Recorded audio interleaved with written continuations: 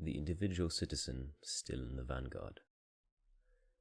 By 4 in the afternoon, the day after the explosion, the members of the government commission began to gather, having flown in from everywhere. I'd been telephoned at 5 that morning by the head of the party congress. He was already exhausted. The station managers were assuring him that the reactor itself was largely undamaged and radioactivity levels within normal limits. There was apparently massive damage, however, and they couldn't control the fires. When I told him, rubbing my face and holding the phone, that made no sense, his response was, yes. Well, I was to be on a military transport by 8:30. Mikhail and I knew would be on duty, but when I phoned up Petya, there was no answer. On the drive in from the airport, we slowed to traverse roads flooded with a white foam along the shoulders. The decontamination trucks we passed made us quiet. When we found our voices, we argued about whether the reactor had been exposed. The design people were skeptical, insisting that this variant was so well conceived that even if the idiots in charge had wanted to blow it up, they couldn't have. But all that talk petered out when we assembled on the roof of the town committee office and could see over the apartment buildings to number 4. Its walls was open, and the flames were burning straight up from behind it. The air smelled the way metal tastes. We could hear the children down in the courtyard having their hour of physical training.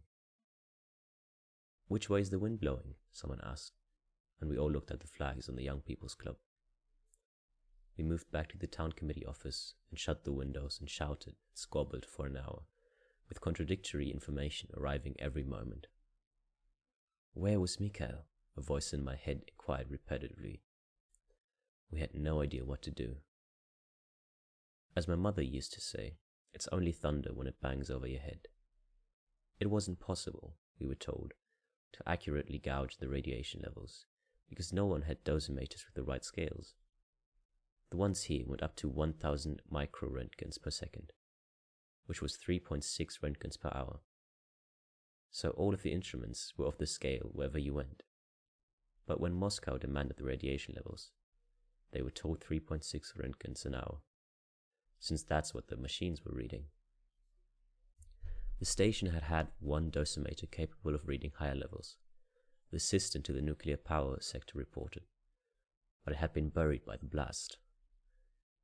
Everyone was hoping that the bad news would announce itself, and that the responsibility and blame would somehow be spread imperceptibly and everyone equally. This is the only way to account for our watchmaker's pace, at a time when each minute's delay caused the criminal exposure of all those citizens, all those children, still going on about their ordinary day outside. The deputy chief operational engineer of the number 4 unit was managing to sustain 2 mutually exclusive realities in his head. First, the reactor was intact and we needed to keep feeding water into it to prevent its overheating. And second, there was graphite and fuel all over the ground. Where could it have come from? No one working at the station, we were told, was wearing protective clothing. The workers were drinking vodka, they said, to decontaminate. Everyone had lost track of everyone. It was the Russian story. The game of I know nothing played long enough. The teachers in the schools heard about the accident through their relatives, who had heard from friends overseas. Routine measurements outside Swedish power stations have already flagged an enormous spike in radioactivity. But when they inquired whether the students should be sent home or their schedule in any way amended, the second secretary of the regional committee told them to carry on as planned. The party's primary concern at that point seemed to be established that an accident on such a scale could not happen at such a plant. We had adequate stores of potassium iodide pills, which would at least have prevented thyroid absorption of iodine 131. We were forbidden, as of yet, to authorize their distribution. So, throughout the afternoon, children played in the streets, mothers hung laundry. It was a beautiful day. Radioactivity collected in the hair and clothes. Groups walked and bicycled to the bridge near the Yanos station to get a closer look into the reactor. They watched the beautiful shining cloud over the power plant dissipate in their direction. They were bathed in a flood of deadly X-rays emanating directly from the nuclear core. The fire brigade, which had first responded to the alarm, had lasted 15 minutes on the roof before becoming entirely incapacitated. There followed a round-the-clock rotation of firemen. By now, 12 brigades, pulled from all over the region, had been decimated. The station's roof, where the firefighters stood directing their hoses, was like the door of a blast furnace. We learned later that from there the reactor core was generating 30,000 roentgens per hour. What about helicopters? Someone suggested. What about them? Someone else asked. They could be used to dump sand onto the reactor, the first speaker theorized. This idea was ridiculed and then entertained. Lead was proposed. We ended up back with sand. Rope was needed to tie the sacks. None was available. Someone found red calico gathered for the May Day festival, and all sorts of very important people began tearing it into strips. Young people were requisitioned to fill the sacks with sand. I left, explaining I was going to look at the site myself. I found Mikhail. He was already dark brown by that point. I was told that he was one of those selected for removal by special flight to the clinic in Moscow. His skin color had been the main criterion, since the doctors had no way at that point of measuring the dose he'd received. He was on morphine and unconscious the entire time I was there. As a boy, he'd never slept enough, and all of his face's sadness always emerged when he finally did doze. There, in the hospital bed, he was so still and dark that it looked like someone had carved his life mask from a rich tropical wood. At some point, I told an orderly I'd be back and went to find Petya. While hunting for his apartment address, I asked whomever I encountered if they had children. If they did, I gave them potassium iodide pills and told them to have their children take them now with a little water, just in case. I found Petya's apartment, but no Petya. A busybody neighbor with one front tooth hadn't seen him since the day before, but asked many questions. By then, I had to return to the meeting. The group had barely noticed I was gone. No progress has been made, though outside the building, teenagers were filling sandbags with sand. All of them, heroes of the Soviet Union. By late afternoon, the worst of the prevaricators had acknowledged the need to prepare for evacuation. In the meantime, untold numbers of workers had been sent into the heart of the radiation field to direct cooling water onto the non-existent reactor. The helicopters had begun their dumping, and the rotors, arriving and departing, stirred up sandstorms of radioactive dust. The crews had to hover for 3 to 5 minutes directly over the reactor to drop the loads. Most managed only 2 trips before becoming unfit for service. Word finally came through that Petya too had been sent to the medical center. By the time I got over there, he'd been delivered to the airport for emergency transport to Moscow. When I asked how he'd gotten such a dose, no one had any idea. At 10 a.m. on Sunday, the town was finally advised to shut its windows and not let its children outside. 4 hours later, the evacuation began. Citizens were told to collect their papers and indispensable items, along with food for 3 days, and to gather at the sites posted. Some may have known they were never coming back. Most didn't even take warm clothes. The entire town climbed onto buses and was carried away. Many getting on were already intensely radioactive. The buses were washed with decontaminant once they were far enough out of the town. 1,100 buses. The column stretched for 8 kilometers. It was a miserable sight. The convoy kicked up rolling billows of dust. In some places, an enveloped family still waiting to be picked up, their children groping for their toys at the roadside. That night, when the commission meeting was over, I went my own way. Even the streets lights were out. I felt my way along with small steps. I was in the middle of town, and I might as well have been on the dark side of the moon. Naturally, I thought, Petya had somehow been there, on the river. Whenever the shit cart tipped over, there was Petya underneath. The 0-meter diving team. It turned out Petya was installed on the floor below Mikhail's in Moscow's clinic number 6. When I asked an administrator if some sort of triage was going on, she said, "Are you a relative?" When I said I was, she said, "Then no." He was hooked up to 2 different drips. He didn't look so bad. It was his normal color, maybe a little pale. His hair was in more riot than usual. "Boris Yakovlevich," he said. He seemed happy to see me. At long last he'd gotten his chance to lie down, he joked. His laziness had always been a matter of contention between us. "Has father been by to see me?" he asked. "I've been out of it for stretches." I told him I didn't know. "Has he been to see Mikhail?" he asked. I told him I didn't know. He asked how his brother was holding up. I told him I was going to visit Mikhail directly afterwards and report back. "Are you feeling sorry for me?" he asked, after a pause. A passing nurse seemed surprised by the question. "Of course I am," I told him. "With you sometimes it's hard to tell," he said. "What can I do for you?" I asked, after another pause. "I have what they call a period of intestinal syndrome," he said gloomily, "which means I have the shits 30 times a day. And these things in his mouth and throat," he added, which was why he couldn't eat or drink. He asked after the state of the reactor, as though he was one of the engineers.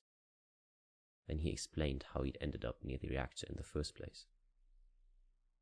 He described his new Pripyat apartment and said he hoped to save up for a motorcycle. Then he announced he was going to sleep. "Get me something to read," he said when I got up to leave. "Except I can't read. Never mind." The next floor up. The surviving patients were sequestered alone in sterile rooms.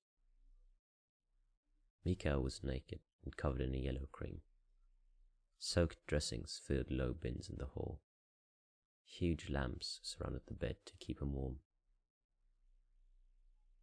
"Father's been to see me," he said instead of hello. He said that 4 samples of bone marrow had been extracted, and no one has told him anything since. Most of the pain was in his mouth and stomach. When he asked for a drink, I offered some mango juice I brought with me. He said it was just the thing he wanted. He was fed up with mineral water. He shouted at a passing doctor that the noise of her heels was giving him diarrhea. When we got outside, graphite was scattered all around, he said, as if we'd been in the middle of discussing the accident. Someone touched a piece of it, and his arm flew up like he'd been burned. "So you knew what it was?" I asked. I assumed I wasn't allowed to touch it because of the cream. He was always the boy I'd most resented and the boy I'd most wanted to be. I'd been the cold one, but he'd be the one who'd made himself, when he'd had to be, solitary and unreachable. An orderly wheeled in a tray of ointments, tinctures, creams and gauzes. He performed a counterfeit for patients while he waited for me to leave. "Have you had enough of everything?" I asked Mikhail. "Is there anything I can bring?" "I've had the maximum permissible dose of my brother Boris," he said. "Now I need to recuperate." But then he went on to tell me that Akimov had died. As long as he could talk, he kept saying he did everything right and didn't understand how it happened. He finished the juice. "That's interesting, isn't it?" Mikhail had always said about me that I was one of those people who took a purely functional interest in whomever I was talking to. Father had overheard him once when we were adults and had laughed approvingly. "Someone's going to have to look after Petya," he said, his eyes closed, some minutes later. I thought he had fallen asleep. As far as I knew, he wasn't aware that his brother was on the floor below him. I have to get on with this, the orderly finally remarked. When I told him to shut up, he shrugged. There is no return. Farewell. Pripyat, 28th of April, 1986. 2 years later, at 4 in the morning, my father and I drove into the zone. The hat lamps dissolved picturesquely into the pre-dawn mist, but my father's driver refused to slow down. It was like being in a road rally. The driver sat on a lead sheet he'd caged from an X-ray technician.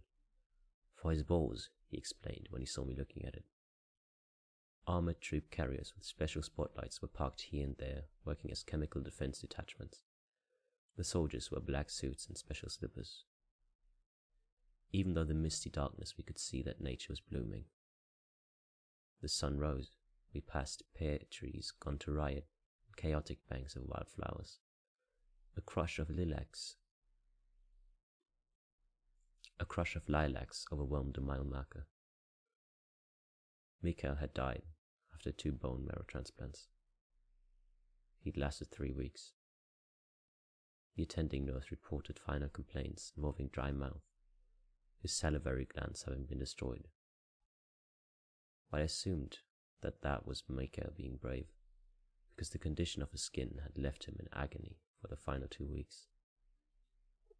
On some of my visits, he couldn't speak at all, but only kept his eyes and mouth tightly closed and listened. I was in Georgia at the startup of a new plant the day he died. He was buried, like the others in his condition, in a lead-lined coffin that was soldered shut. Petya was by then an invalid on a pension father, and I had arranged for him. He was 25. He found it difficult to get up to his floor, since his building had no elevator, but otherwise, he told me when I occasionally called him, he was happy. He had his smokes and his tape player, and could lay about all day with no one to nag him, no one to tell him that he had better amount to something. It's a shame, my father mused on the ride-in. What is? I asked, wild with rage at the both of us, but he looked at me with disapproval and dropped the subject. At Pripyat, a sawhorse was set up as a checkpoint, manned by an officer and 2 soldiers. The soldiers had holes poked in their respirators for cigarettes. They'd been expecting my father, and he was whisked off to be shown something even I wasn't allowed to see. His driver stuck his feet out of the car's open window and began snoring, head thrown back. I wandered away from the central square and looked into a building that had been facing away from the reactor. I walked its peeling and echoing hallways and gaped into empty offices at notepads and pens scattered across floors. In one, there was a half-unwrapped child's dress in a gift box, the 2 eaten away by age or insects. Across the street, in front of the school, a tree was growing up from beneath the sidewalk. I climbed through an open window and crossed the classroom without touching anything. I passed through a solarium with an empty swimming pool, a kindergarten with little gas masks in a crate. Much had been looted and tossed about, including a surprising number of toys. At the front of one room, over the teacher's desk, someone had written on a red chalkboard, "There is no return.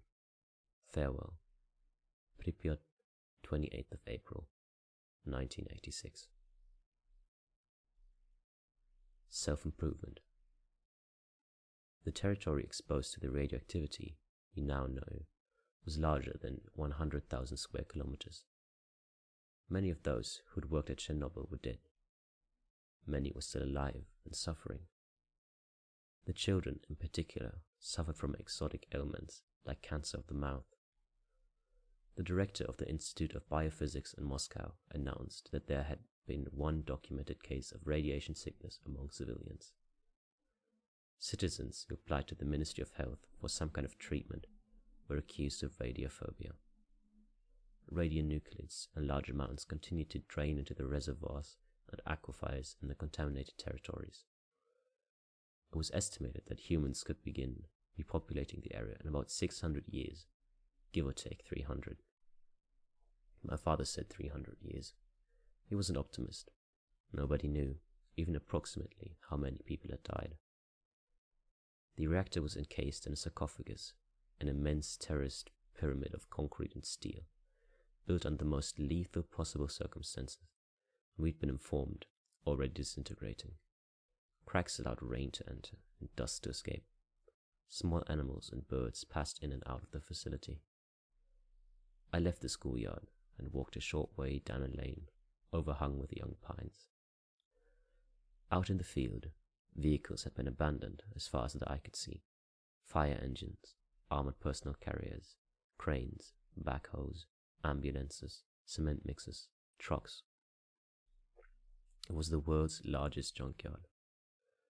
Most had been scavenged for parts, however radioactive. Each step of the road added 1,000 microröntgens to my dosimeter reading. The week after Mikael died, I wrote my father a letter. I quoted him, other people's moral outrage. I sent him a clipping decrying the abscess of complacency and self-flattery, corruption and protectionism, narrow-mindedness and self-serving privilege that created the catastrophe. I retyped for him some graffiti I'd seen painted on the side of an abandoned backhoe, that the negligence and incompetence of some should not be concealed by the patriotism of others. I typed it again. The negligence and incompetence of some should not be concealed by the patriotisms of others. Whoever had written it was more eloquent than I will ever be. I was writing to myself. I received no better answer from him than I'd received from myself. Science requires victims. My father and I served on the panel charged with appointing the commission set up to investigate the causes of the accident. The roster we put forward was top-heavy with those who designed nuclear plants, neglecting entirely the engineers who operated them. So who was blamed in the commission's final report? The operators, nearly all of whom were dead. One was removed from a hospital and imprisoned. During his arrest, it was said he quoted Petrosyan's infamous remark from the Moscow press conference the week after the disaster. Science requires victims. Still feeling like the crusader, my father had asked the day we turned in our report. It had been the last time I'd see him. Why not? I'd answered.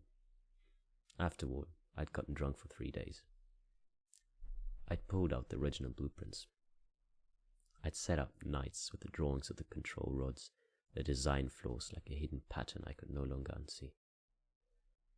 But then, such late-night sentimentalities always operate more as consolation than insight. I could still be someone I could live with. I found myself thinking on the third night, all it would take was change. A red fox, its little jaws agape, sauntered across the road a few meters away. It was said that the animals had lost their skittishness around man, since man was no longer about. There had been a problem with the dogs left behind going feral and radioactive until a special detachment of soldiers was buzzed in to shoot them all. Around a curve, I came upon the highway that had been used for the evacuation. The asphalt was still a powdery blue from the dry decontamination solution. The sky was sullen and empty. A rail fence ran along the fields to my left. While I stood there, a rumble gathered and approached. From a stand of poplars, a herd of horses burst forth, sweeping by at full gallop. They were followed a few minutes later by a panicked and brindled colt, kicking its leg this way and that, stirring up blue and brown dust. Was I ever the brother you hoped I would be? I asked Mikael toward the end of my next to last visit. His eyes and mouth were squeezed shut. He seemed more repelled by himself than by me, and he nodded. All the way home from the hospital that night, I saw it in my mind's eye. My brother, nodding.